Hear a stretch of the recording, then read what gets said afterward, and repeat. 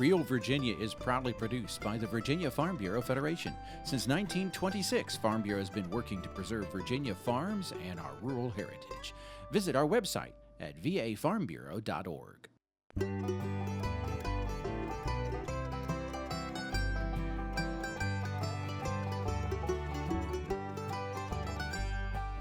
Home will always be Virginia, between the Blue Ridge and Chesapeake Bay, Atlantic to Appalachia, home in my heart always. Hello everyone and welcome to Real Virginia, a show about Virginia agriculture and the people who produce all of the wonderful products we enjoy.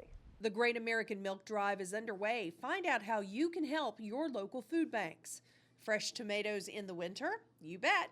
And we visit the first high school agricultural STEM lab in the nation, right in Southwest Virginia. Welcome back everyone. We're here at Eastview Dairy Farm in Hanover County. And in America, there are 46 million people who rely on food banks each year. 12 million of those are children. And one of the most wanted yet least donated items is milk. The Virginia dairymen are hoping to encourage you to change that. Last year, the nation's largest domestic hunger relief organization, Feeding America, distributed more than 3 billion pounds of food and groceries to families. Unfortunately, milk was a very small percentage of that total. Milk is a great source of protein and calcium, and it is among the top 5 most requested items. But donated dairy products make up a very small portion of donations. 100% of the time, we have non-perishable foods donated to us. We have canned goods, box goods, shelf-stable items. We do not always have dairy products that are donated to us. Quite often, we don't have any dairy products here within our facility. The amount of dairy that we receive is a very small portion, less than 5% of our total distribution. Virginia dairy farmers and the dairy industry have partnered with Feeding America on a campaign called the Great American Milk Drive. People can donate online at milklife.com/give or by text message. And coupons for fresh milk are sent to their local food banks. All donations stay in your local community. What is important about milk and the milk donations that we receive and our ability to give those coupons out to folks is that milk is not an inexpensive item. Most often the families that we're serving are having to choose between certain bills that they have to pay. They may have some other assistance, but they're having to stretch their dollars. So the more products that we can provide them to help reduce the cost that they have to spend in that time of need, the better off that they're going to be. For each gallon voucher donated during the drive, the dairy industry is matching those donations 1 for 1. In Virginia, 19,000 gallons of milk have been donated so far, but that's just a drop in the bucket. A family of 4 that visits the food bank will receive an average of 1 gallon of milk per year. However, most U.S. families consume a gallon of milk each week. Statistics show that means that 15.9 million children are growing up without milk in their diets in the United States. More milk donations will mean more children are likely to grow up healthier and be more prone to include dairy products in their diets in the future. Hunger is a year-round issue. Food insecurity is something that people face not at one time of the year, but throughout the year at different points in time. The connection between the producers and our end clients is really important. They always want to put forth the best product, but to really understand that what they're doing is important for everyone in our community, not just those that can afford it. So it's for them to recognize that that's something that people need as well and are willing to make that connection and donate and encourage other people to donate. It's really important to us. To date, more than 625,000 gallons, that's over 10 million servings of milk, have been delivered to families across the country through the Great American Milk Drive food bank donations. There are 6 area food banks in Virginia that are helping feed more than 993,000 people in need. Virginia's dairy industry is worth $347 million a year, and that's just from the milk sold from the dairy herds. The Old Dominion ranks 22nd in the nation for dairy production. When you consider all the land and special equipment needed to own and manage a dairy herd, dairy farmers represent a major part of the state's overall farm economy. Dairy farms rank 4th in Virginia agriculture, behind only poultry and eggs, cattle and calves, and all grain production. Much of the hay produced in the Old Dominion goes to feed dairy cattle, along with a lot of the corn that is raised and chopped as silage to feed the dairy cows. Hi, today we're going to be talking about greenhouse tomatoes from the ground up. Please stay tuned. Well, they're on our farm here in Virginia in Augusta County. We have been here since 1954. We moved here, my dad did. And since then, I've had my 2 sons and daughter and son-in-law, they're here. I've got grandchildren, so it's a 4th generation here that's on this farm right now. We really feel blessed that all of our family is a part of this farm. They could have chosen different routes. Well, it's a wonderful place to grow up and have a family, and we can all work together and play together. I know there's a lot of families, they go to work and you don't see them till that night, whereas with the farm here, we see each other all day long. It's a wonderful place to grow up and live. Being out here in nature and watching things grow, and just days like today, that's a beautiful day, you just feel very fortunate. I'm Dan Holsinger. I'm dedicated to dairy, my cows, my milk, and my land. Many times tomatoes are shipped into Virginia during the winter, but more and more tomatoes are actually being grown locally. Chris Mullen shows us how from the ground up.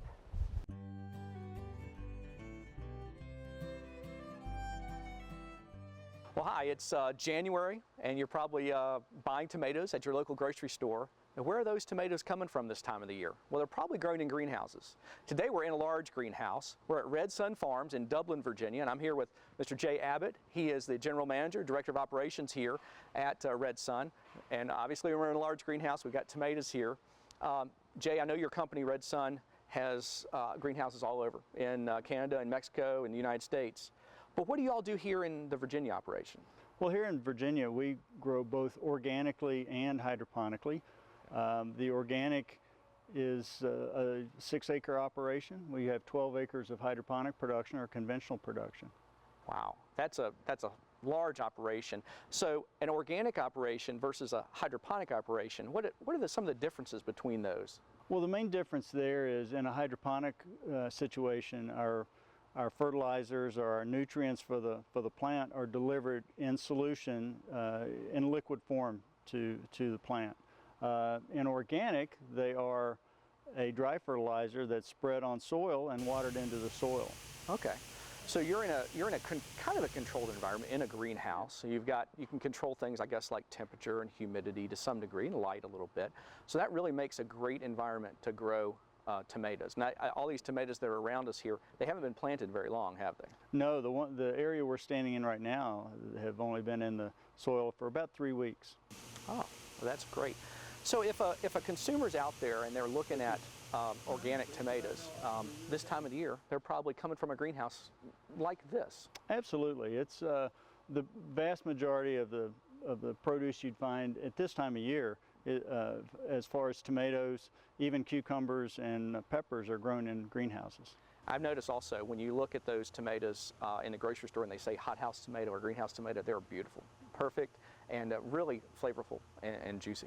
They are. That's that's the real benefit of being able to grow in a greenhouse, being able to really monitor the nutrients and feed them what's going to make them taste the best.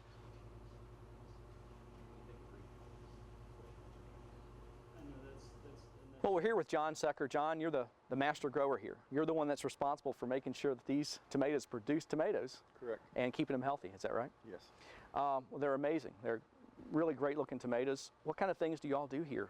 I noticed they're not as bushy as a typical garden tomato. We're growing an indeterminate variety. This particular one is from Monsanto. It's Comet. It's a standard variety. It's been around for about 7 years. Okay. And what we do is it's a single stem. We prune all of the side shoots off and continue to grow. And then every week we'll add a clip to support the plant. Okay. And the clip will support the plant with the leaf. Every 3 leaves we'll get a cluster, and then based on what the plant looks like, we're going to determine how many tomatoes we want to leave on each cluster. Okay, so an indeterminate variety is one that just keeps growing. Correct. You don't get just a flush of fruit at one time. It just keeps growing the whole season. So these tomatoes will be very tall. Yes, these ones will be probably by the time we're finished anywhere from 35 to 40 feet long. Wow. So truly, this is an amazing operation. You know, a lot of people love to grow tomatoes in their garden, and they don't have these big greenhouses and things to do that. What are some tips that you guys use as the big boys in growing tomatoes? What are the kind of things that you could maybe give advice to them? Everybody that asks me, I always say put a cover over your tomatoes. I think the biggest issue here in Virginia is the summer blight. Okay. And that's just basically the plant getting wet. Okay. And if you can keep your plant dry, you can do a lot to keep blight off of your plant. Gotcha. The other thing is for the tomatoes, a lot of the grower or a lot of the gardeners, they'll have the split cracks in their tomatoes, and that's basically how much vegetation there is versus fruit load. Okay. So I would take some leaves off, try and balance the amount of leaves per stem. Okay. Also, the timing of the water. They may start their watering first thing in the morning. The plant's not active then, it's not transpiring then, Okay. so you got all that root pressure that's pushing into your fruit that's creating your star cracks. So Okay. maybe water around 10, 11 o'clock Well, great. in the morning. Yeah, that makes perfect sense. Well, those are some great tips for the home gardener. Well, thank you so much for allowing us to come here today and see this operation. It's amazing. It really is. Well, thank you for visiting. Great. Well, for more information about tomatoes or greenhouses, please contact your local county extension office. For From the Ground Up, I'm Chris Mullins, and we'll see you next time. From the Ground Up is presented with the generous advice and assistance of Virginia Cooperative Extension. Visit their website at ext.vt.edu. January is not when most people think of making a fresh salad. Caressa Jackson has a unique recipe for a winter salad coming up next from the heart of the home. 65 years ago, Virginia Farm Bureau made our local farmers a promise to protect and preserve a way of life they worked so hard to establish. Today, our insurance agents work to protect all Virginians, not just farmers. Anyone can be a Farm Bureau member, but the original promise remains. There's a local Farm Bureau in every county of the state. We want to keep Virginia, Virginia. Visit our websites at farmbureauadvantage.com and vafarmbureau.org.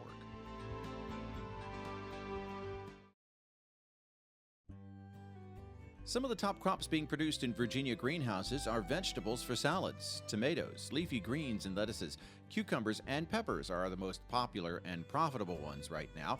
There are several different ways growers can raise these products, either in traditional earth, in bags filled with growth media, or even hydroponic systems. Whichever method is used, production costs are much higher than raising produce outdoors, but the returns can be much greater when you consider that growers can tightly control the water, heat, and nutrient supplies to their crop.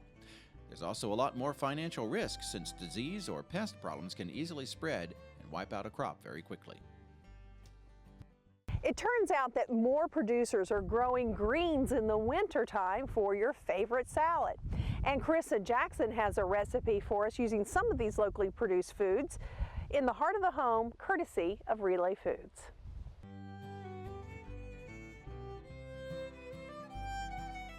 Hi, I'm Caressa Jackson for Heart of the Home, cooking at the kitchen at Meadow Hall at the Meadow Event Park. Today we're going to be making orange and fennel winter green salad. This recipe is perfect for the holiday season when you're trying to lose a few pounds before those holiday meals or when you regret having ate them and you want to lose a little bit of weight, so it'll be perfect for that. So what we're going to start off with is a really quick and easy recipe. We're using spring greens that can be found all year round because they're made in greenhouses all across the state of Virginia. So the first thing that we're going to start doing is mixing our greens. We have some finely chopped kale here, and then of course we have our spring mix. So we're going to, in a large bowl, add our greens.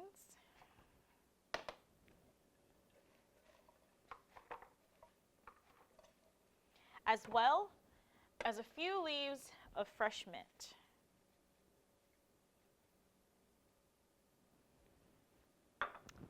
I'm going to mix all of these together.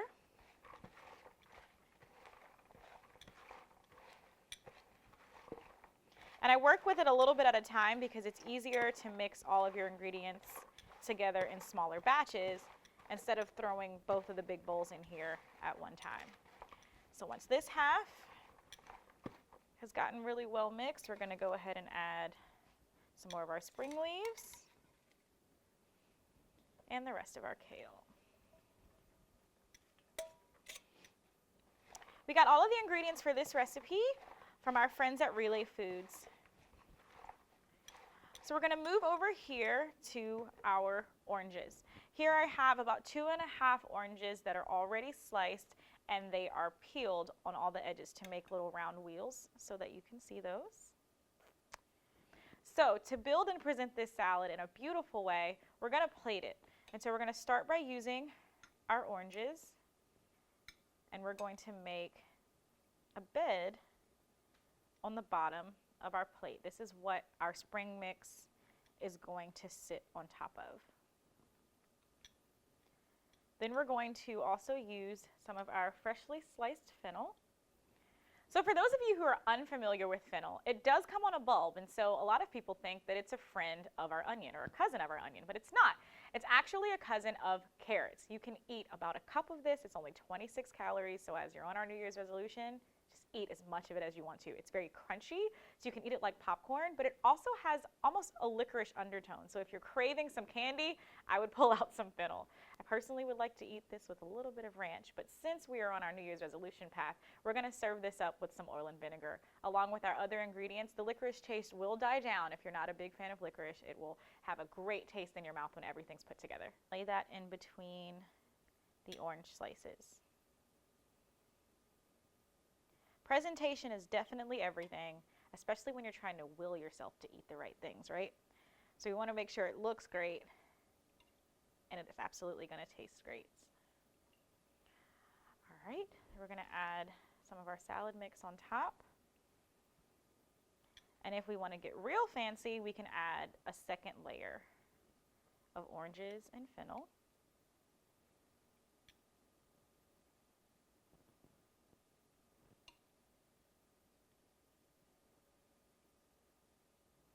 And then we can also garnish with a few of the mint leaves that we have. And we're going to drizzle this with a little extra virgin olive oil and some red wine vinegar.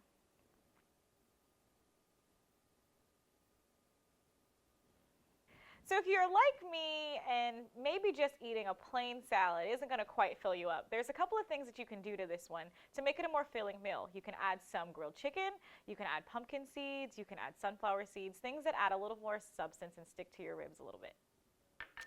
And here we have a fresh winter salad that's perfect for your New Year's resolutions. This is orange and fennel wintergreen salad. I'm Caressa Jackson for Heart of the Home. Come and get it. Recipes from the Heart of the Home can be found on the Relay Foods website at relayfoods.com. Visit the Virginia farm that produced an American legend. See the birthplace of 1973 Triple Crown champion Secretariat, now a Virginia historic landmark, at Meadow Event Park. Our Hoofprints of History tours are given year-round by reservation. It's a perfect day trip for families, groups large or small, and anyone who loves horses and history. Resident author-historian Leeanne Meadows Ladin conducts the tours and shares behind-the-scenes stories about Meadow Stable and its most famous son, Secretariat. Meadow Event Park also hosts the annual Secretariat birthday celebration at the Virginia Horse Festival each spring. Visit Secretariat's birthplace at Meadow Event Park.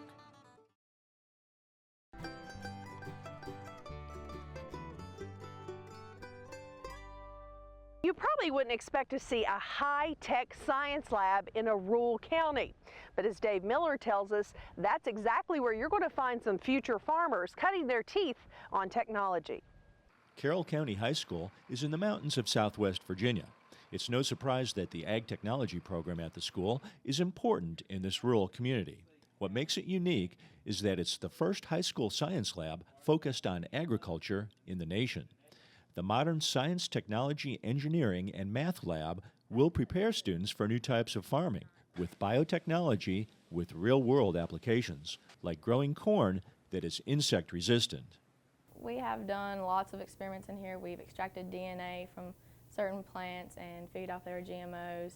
We've done E. coli and coliform testing. We went to Virginia Tech and went to the water testing lab there, and they showed us how to do coliform testing when you put the water in this, it's like a packet thing, and then you add a powder to it, and it turns it yellow if there's coliform. And then you put it under a black light, and if it glows, there's E. coli in it. The STEM lab is very, very important to Carroll County. It's going to help open many doors for scientists to come out of Carroll County and get into better colleges for chemistry and biology and biotechnology and everything that everything that the STEM lab has gave us the opportunity for, veterinary science, all of it.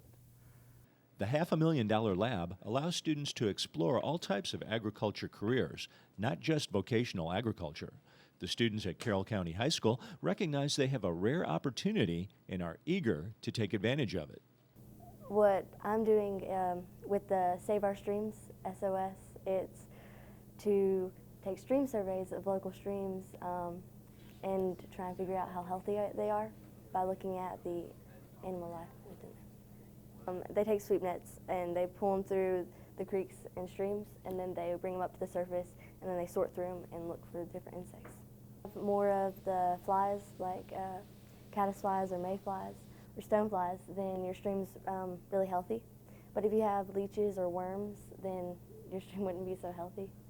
Carroll County students have visited laboratories at Virginia Tech to witness experiments that they then recreated in their own classroom with their own materials. The students in this class have really learned what genetically modified organisms are, which we hear it talked about all the time in the news. They actually understand what they are and how they help us, and they're actually able to do some of the experiments that the early biotechnologists did. So for doing things like extracting DNA and looking for GMO markers in plants, some of these really cutting-edge experiments these students are able to do in the high school classroom. Those are some of the things, I didn't see until college and, maybe even grad school, but these students are getting exposed to it here in high school. There are plenty of classroom lectures and tests, but the hands-on experience they get in the state-of-the-art lab is what really excites these students. Okay, so this lab that we did was actually a model of a experiment done with recombinant DNA, and what we did was we took the DNA and we made it resistant, the bacteria resistant to an antibiotic so that it can grow even though that antibiotic is present. Oh, this right here is the electrophoresis gel, and what you do is there's actually bands that you can see when you put it underneath the light, so you're seeing the DNA that you put in it. But it's not all academic study. The new lab offers students a chance to both conduct research and bring their findings back to the communities they live in and nearby farms. A lot of people think the food comes from the grocery store, and they don't really understand anymore how it gets to the grocery store. The students in Carroll County are playing a role in, from the ground up, so to speak, actually planting these crops in the field, actually understanding how to grow better products, understanding how to grow safer products. So they understand where our food comes from, and they'll play a role in the future of our food production in this country. With a world population of more than 9 billion people on the horizon, American and Virginia farmers will have to grow food more efficiently. The students and teachers at Carroll County High are in the first wave of students actively engaged in this process. They are getting a head start on learning the research skills that will make a difference in modern agriculture. In Carroll County, Virginia, this is Dave Miller.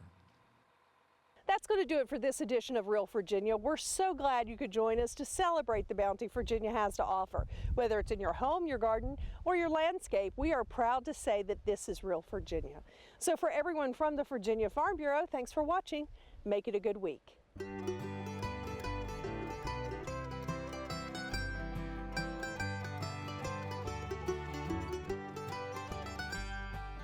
Home will always be Virginia, between the Blue Ridge and Chesapeake Bay.